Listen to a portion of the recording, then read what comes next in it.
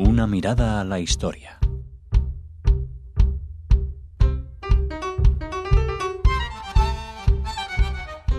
Es un placer recibir en Radio Sefarad a un gran amigo, un cinéfilo, el historiador de cine y escritor Diego Moldes. Hola, Diego. Hola, buenas tardes.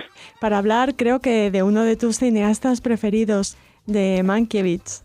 Cierto, sí. Es un director que admiro mucho. ¿Por qué?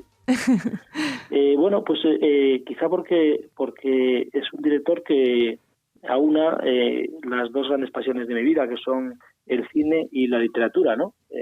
Entonces yo creo que a alguien que le gusten los libros y el cine no puede no gustarle el cine de Mankiewicz. Uh-huh.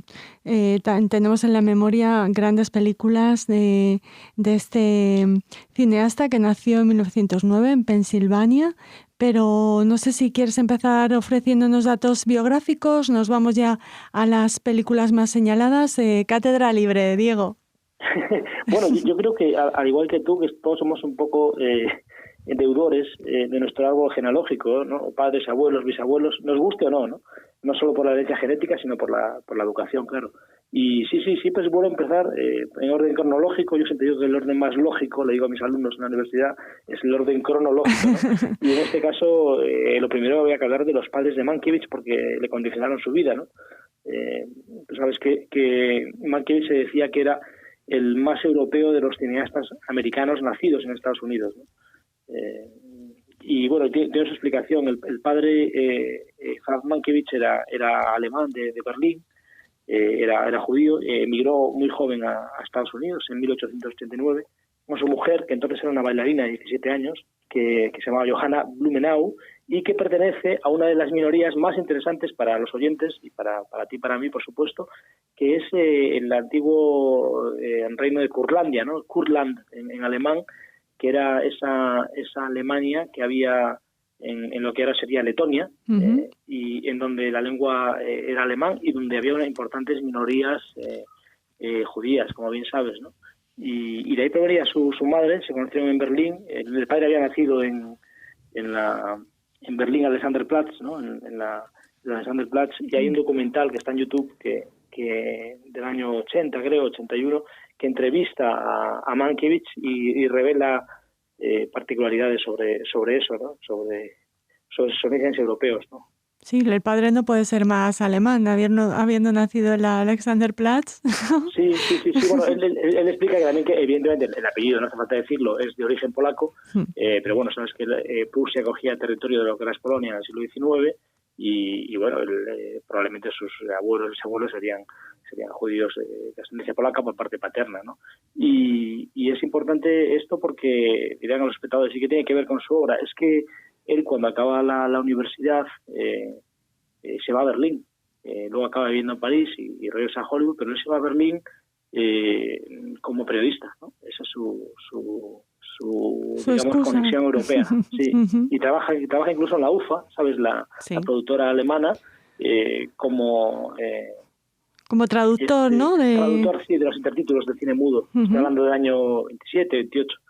Hablabas de los padres, pero el hermano también es interesante, Diego. Bueno, muchísimo. Yo creo que por resumirlo, entre otras muchas cosas, Herman Mankiewicz es el guionista de Ciudadano Kane, de Orson Welles. Uh-huh. Y bueno, fue su hermano mayor, fue realmente quien lo introdujo en Hollywood. Él pasaba por una situación económica un poco complicada y sabes que lo llama a él, estaba de guionista estrella en Hollywood, y lo llama porque justo en ese momento empieza el cine sonoro, uh-huh. Año finales del 27, 28, y en el año 28 le llama para trabajar en Paramount Herman Mankiewicz y prácticamente desde el verano del año 28 entra como guionista en Paramount. Uh-huh. Hablamos de Paramount, pero también tenemos que hablar, si lo hacemos de Mankiewicz, de la Metro. Allí hay un encuentro fundamental con un personaje que tú conoces muy bien, Louis B. Mayer. Ah, por supuesto, sí. Otro ejemplo también de los dos mundos, el mundo europeo y el mundo americano, en conexión judaica, digamos, por supuesto. Y de hecho, él gracias a la Metro Goldwyn Mayer, a la MGM y después a la Fox, que le da otra oportunidad ya como director, hace un proceso bastante inusual, yo diría que muy raro, que es que pasa de ser guionista a ser productor. Y no al revés, lo normal sería digamos, la secuencia guionista, director y productor después. Y sin embargo, él hace guionista, luego de productor y productor-guionista y después de director, ¿no? Y eso se debe, como bien dices, a Meyer, ¿no? Si quieres recuperamos la famosa frase que le dijo, ¿no? Cuando él le explicó que él era guionista y quería ser director y Louis B. Mayer le dijo, tienes que gatear mucho antes de poder andar. Así que... Muy buena. No la recordaba, pero es muy buena frase. De hecho, la había leído y no me acordaba, pero es buenísima. Es cierto. Lo primero para poder hacer una película es poder hacerla. Y para eso hay que conocer la producción. Oye, seguimos hablando de grandes nombres del cine y nos tropezamos gloriosamente con Ernest Lubitsch. Claro. Bueno, como tantos otros, él bebió de Lubitsch, ¿no? Como guionista, como Billy Wilder y otros muchos cineastas de los años finales de los 20 y sobre todo los años 30, ¿no? Que es cuando se desarrolla el cine sonoro, los talkies, ¿no? Que se llamaban entonces, y aprende muchísimo de él, de Lubitsch, también de Kim Vidor, de Frank Borzage, muchos directores, ¿no? Con los que trabaja como guionista, George Cukor, ¿no? Y bueno, yo creo que poco a poco se va formando como guionista a lo largo de esa década de los años 30 y primero de los 40, y como productor que lo habilita a conocer muy bien toda la industria y el cine como medio de comunicación. ¿Qué supone esto? Desde mi punto de vista, que de manera totalmente inusual, a diferencia de otros directores que se van fogueando y van haciendo pequeñas películas, ¿no? Hasta llegar a sus grandes obras, yo qué sé, pues se piensa en Howard Hawks o John Ford, Ralph Walsh, etcétera, que vienen del mudo desde los años 10, 20. Él no. Él cuando llega a dirigir su primera película, que es La Rueda en el año 45, en el verano, y se estrena en el 46, ya es un director consagrado. Entonces ya tiene actores de primer nivel, en este caso una Fox, y bueno, ya no es un advenedizo. ¿Te parece que recorramos un poco su biografía? ¿Dónde querrías parar en un primer momento? Bueno, lo primero de su biografía, decir que, como te decía, dado el árbol genealógico, que es una familia todo de gente muy vinculada al mundo de las letras y al mundo de las imágenes, ¿no? Y no solo él, sino hijos, sobrinos, desde Ben Mankiewicz, Frank Mankiewicz, Wolf Mankiewicz. Hay muchos en su árbol que tienen parentesco con él. Entonces, digamos que hay casi una saga de 3 generaciones de los Mankiewicz en el cine y en la televisión, ¿no? Y también vinculados al mundo universitario y a las letras, a la docencia, ¿no? Intelectuales americanos, pero con esa huella europea de la que nos hablabas al principio. Si, según comentaba Mankiewicz, Ernest Lubitsch le enseñó lo que no hay que hacer, bueno, ¿qué es lo que hizo en las 2 películas que se alzaron con el Oscar? Carta a 3 esposas del 49 y 1950, Eva al desnudo. Son peliculones, que diría. Sí. Bueno, a ver, yo lo que creo que digamos, la originalidad del cine de Mankiewicz no está en los temas que trata, ¿no? Porque los han tratado otros directores, desde, no sé, la mentira, los malentendidos, los juegos de intriga, de palabras, los espacios escenográficos como los jardines, la familia, el entorno digamos, el espionaje, muchos temas que toca, ¿no? Por supuesto, la relación de las personas con el dinero, las relaciones de subordinación entre criado y amo, muchos temas que otros directores han tocado. Lo que a mí me gusta del cine de Mankiewicz es que la forma de contarlo no es lineal, ¿no? Es decir, él hace un uso del tiempo y de la palabra, en tanto en los diálogos como en las voces en off, que son recurrentes en su cine, y en esas películas que acabas de mencionar se ve claramente, que lo hacen en un cine muy, muy moderno. No sé por qué ha caído un cierto olvido dentro de cierta crítica, ¿no? Que valora más la imagen desde un punto de vista exclusivamente visual y no audiovisual. Y creo que es un buen momento, y te agradezco que hayas hecho este especial para reivindicar su figura, porque es para mí un cineasta de primer nivel como los más grandes que ha habido en el cine clásico de Hollywood, ¿no? Pues desde John Ford a Hitchcock, ¿no?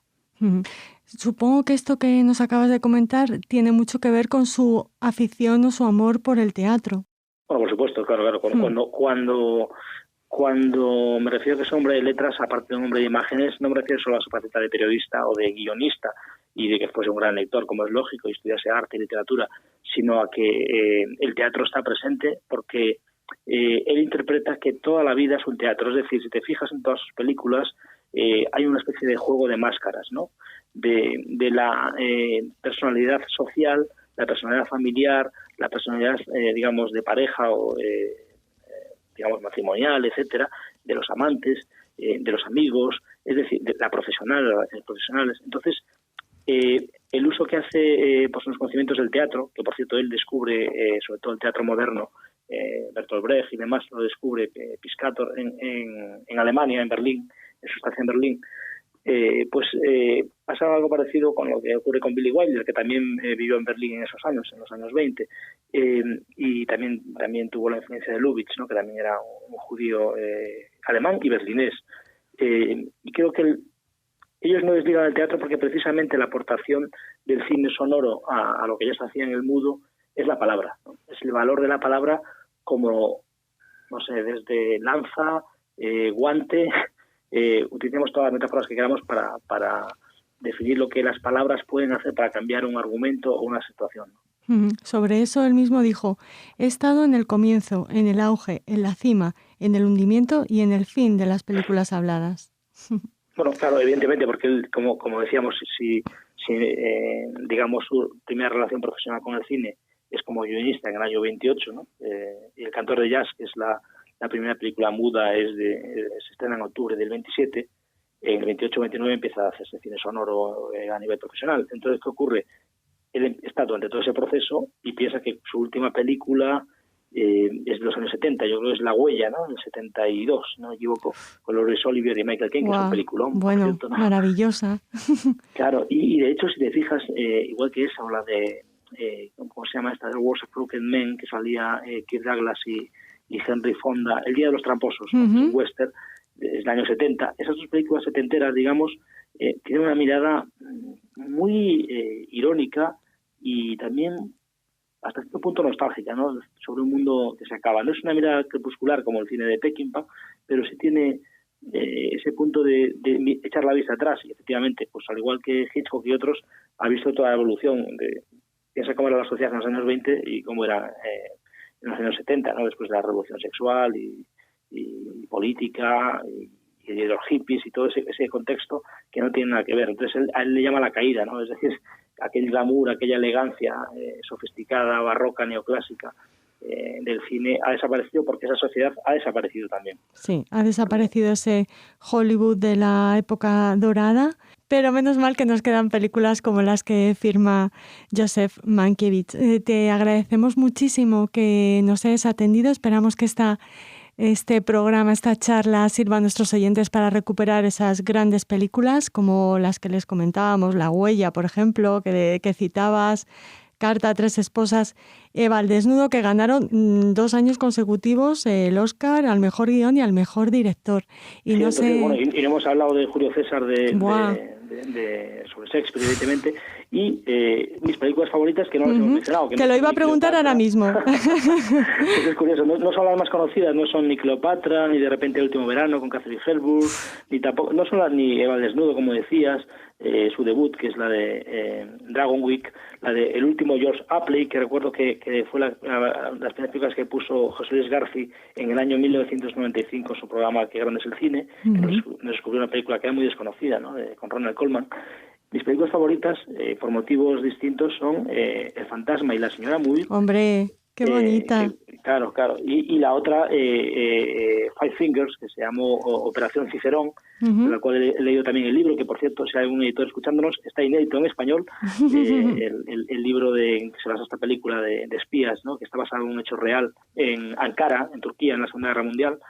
Y estas dos películas, una de ellas con James Mason, la de Five Fingers, y la otra con Jim Tierney, que es mi actriz favorita, sí. Y con George Sanders y Rex Harrison, pues bueno, no sé, la banda sonora quizás sea mi banda sonora favorita y creo que es la más románticas de toda la historia del cine, ¿no? El fantasma de la señora Muir, que compuso Bernard Herrmann, ¿no? En 1947. Bueno, pues si Jean Tarney es tu actriz favorita, tendremos que hablar de Otto Preminger y su Laura en otro momento. Por supuesto. Vale. Sí.